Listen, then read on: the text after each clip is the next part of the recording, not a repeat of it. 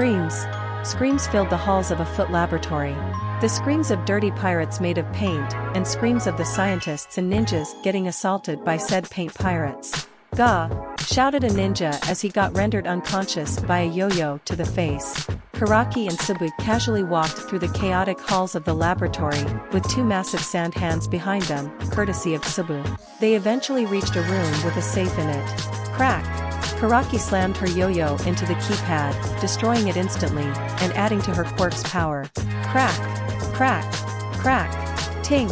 Ting! Clang! Clang! Crunch! Thud! Karaki kept hitting the door with her yo-yo, over and over and over again, doing more and more damage to the door, until it burst through the doors completely. Inside, were dozens of cylinders full of a weird green and black glowing goo. "Well, this seems important. Let's nick it," Karaki said with a wicked grin. Cebu used his sand hands to grab all of the cylinders and bring them with them. Kaboom! Kaboom! Kaboom! Meanwhile, outside, the cloud splitter was raining down fire on any vehicles trying to escape, while more painted pirates came down on ropes to make sure no stragglers could get through, while other pirates came up, passing up boxes of any valuables they could find. Pai was on the bridge, painting the chaotic scene in front of her with a wistful look on her face. "Wonderful! I must immortalize this on my canvas. Everyone! We need to leave. The heroes are coming," Rower told everyone over his earpiece. With that, the first of many raids for the night came to an end. As the pirates retreated, leaving the fake paint pirates behind to watch over the ninjas and scientists and make sure they didn't escape or destroy incriminating evidence. So once the heroes came to check out the ruckus, they knew what to do. XXXXXXXXXXXXXXXX. By the time the sun rose, all the cloud splitter was once again high in the sky, unreachable by most, and undetectable to all. All the sky pirates had regrouped and were now once again speaking to Izuku via the seer. "So you managed to raid 15 out of the 72 bases we knew of," Izuku summed up. "Sorry boss, but we just ran out of steam," Karaki answered. Shitsubu and Suru all looked extremely fatigued, and everyone else was at the very least tired from being so active all night long. Although Kaza didn't seem fazed in the slightest. "No, in all honesty, you did more than I expected," Izuku told them. "Remember that you all are invaluable to me. If you feel like you're at your limit, stop. Not to mention being too prolific will only bring more attention from the heroes. So it's probably for the best that you stopped." "Aw, thanks, boss. I think that's the kindest thing anyone's told me without being affected by my quirk," Yoko said honestly. "That's sad," Karaki pointed out. "So what did you take?" Izuku asked. "Did you get any mutagen? You mean that glowing goop stuff?" "Yeah, we got loads of it," Karaki said. "I also managed to convince some of the captured scientists to write down what they've researched, and all that it entails," Yoku explained. "We also managed to steal quite a few weapons, and drain some of their bank accounts," Roro explained. "Excellent work everyone. I'll send you a location to drop off the notes and a few samples of the mutagen. Destroy the rest of the mutagen, and sell the rest of the stolen goods on the black market," Izuku instructed. "After that, feel free to do whatever you please for the next few days. I'd say you've earned it." "Will do," Kaza said as Izuku logged off. "Alright, everyone rest. I'll wait for the boss to send us the drop-off location." "You sure you don't need to rest, Captain?" Yoko asked.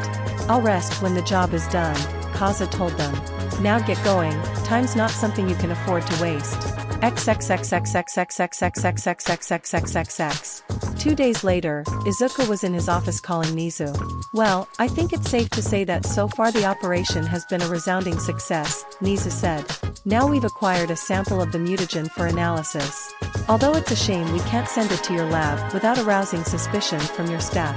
The head of my research branch is a very moral person, which is a good thing, but it can also lead to some issues." Izuku sighed. "I feel dirty saying that. There is no person in power that gets to keep their hands clean forever," Nizu assured him. "So long as you know where to draw the line, and make sure never to compromise on certain things." "You say that, but I'm already compromising so much," Izuku said. "At this point, I don't think I have to write to scold Yonda anymore." "I wouldn't say that. You do these things because you have to, she does what she does because she enjoys the feeling of power," Nizu explained. "If anything, I'm the one that can't claim the moral high ground here. I often do anyway, but that's because I'm a hypocrite." Speaking of Yonda,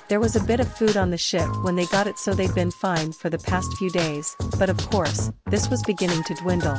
Kaza sighed as she looked at the food supplies. Slam! Suddenly the door to the food storage as Tsubu and Karaki walked in. Time to eat. You too. Kaza barked, causing Tsubu to flinch and Karaki to raise an eyebrow. Want to explain why over half of our food is gone? Tsubu tried to explain himself nervously. At least having the decency to look ashamed. As opposed to Karaki, who looked slightly annoyed. We got hungry, so we ate. What do you want us to just not eat when we're hungry? That's pretty heartless considering all you did for the past 2 days was eat and sleep like a bear. To Kaza's surprise, Pai actually started to giggle a little bit. It's absurd, isn't it? How precious and how fragile human life is. We'd run up those stairs thousands of times. And yet just one mistake, and he was gone. It happened in an instant. We had so many plans. So many dreams. And in just a second all of that was gone. Because of a staircase. It felt like the world no longer made sense. Like I had lost my mind along with my brother. I honestly couldn't tell you what emotion I was feeling at the time. Grief, agony, sadness, anger. I can't say for sure it was any of those, just a tightening feeling of pain clouding my senses. Eventually, though, someone did find us, and I was taken away. But even then, all I could see was my brother.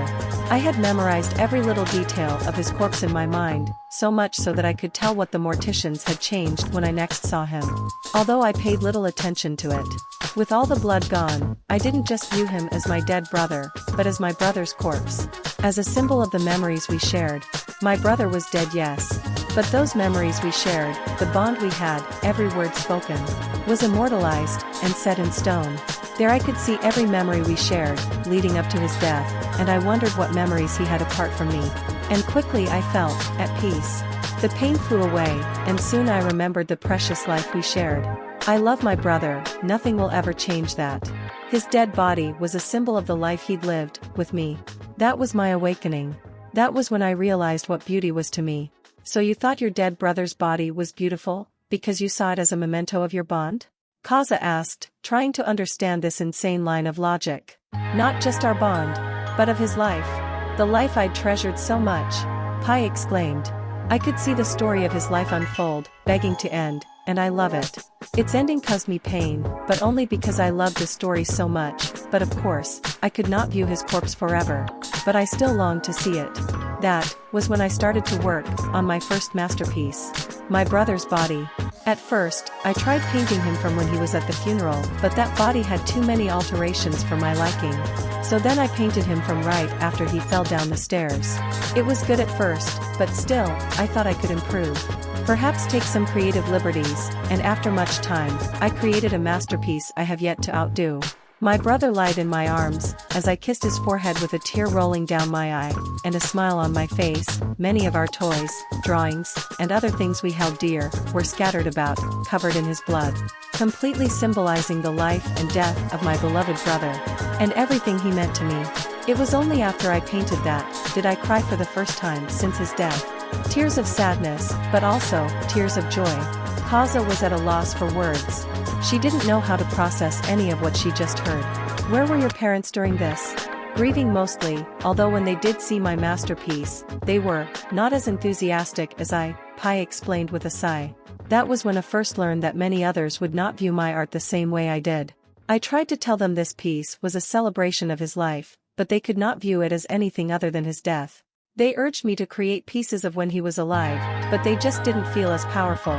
Painting of when we played together and when we ate together, could only show one moment of his life, maybe a bit more, but never the full story. Only my masterpiece could show that. The bond we shared, that death, powerful as it is, could never take away from us. But of course, an artist does not make one piece, and then never again. I needed to make more. Paintings that could capture that same sense of finality, grief, and completeness. That was when I started to see the art of destruction and death. When villains attacked, people would show their true colors in the face of such power, and when buildings were destroyed, you'd end of a history. Of a place where who knows how many people had lived or worked, and created wonderful memories, or terrible ones. I began searching up histories of places that were to be destroyed, or people that had just passed away, and trying to imprint their importance on paper.